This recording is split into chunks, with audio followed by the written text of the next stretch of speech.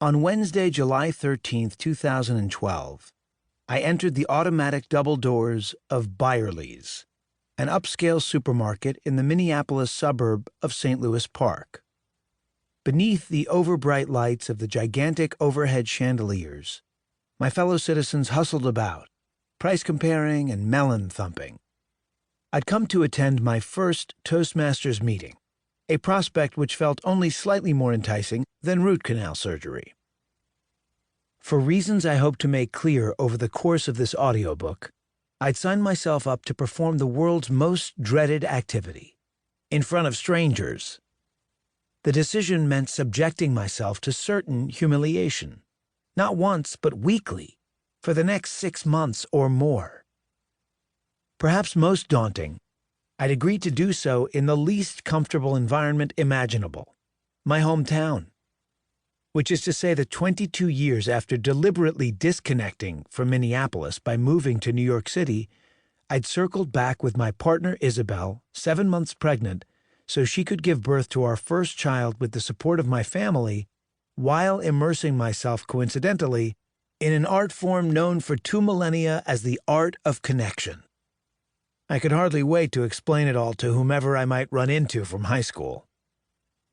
Generally, public speaking is defined as the act of delivering prepared remarks to a group of people.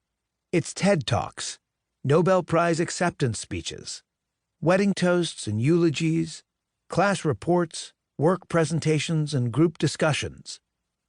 2,400 years ago, Aristotle, the world's greatest authority on the subject, described it a little differently. In public or private, he taught, we speak for one reason: to persuade. Speech, in his view, was a grand and ceaseless argument.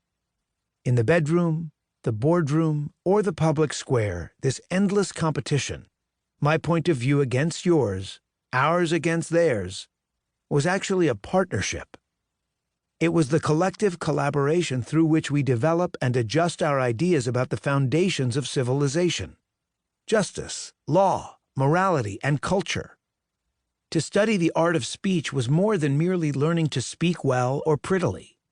It meant exploring the basic operating system of human nature, the means by which we assert our identity and ultimately resolve questions of good and bad, true and false.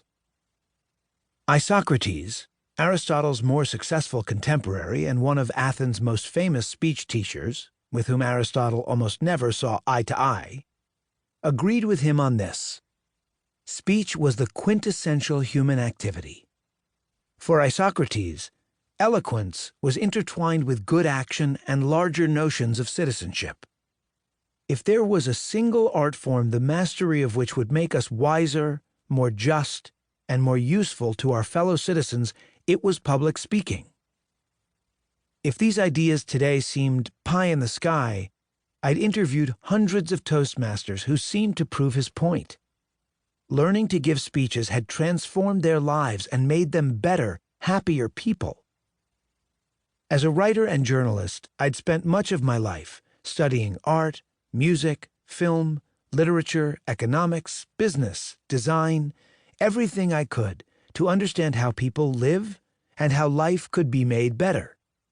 But speech, as a cultural, historical, political force, much less as an art form, had never been on my radar.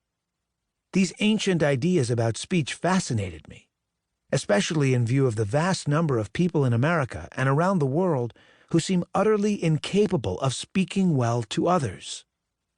They gave me hope.